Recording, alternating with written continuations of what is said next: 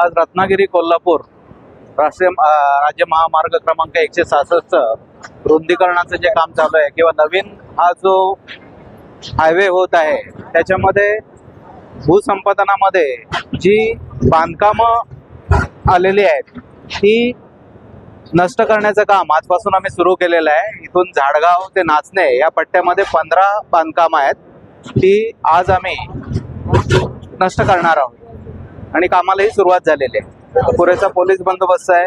माननीय जिल्हाधिकारी महोदयांच्या आदेशानुसार आणि माननीय प्रांताधिकारी रत्नागिरी यांच्या आदेशान्वये ही कारवाई चालू आहे।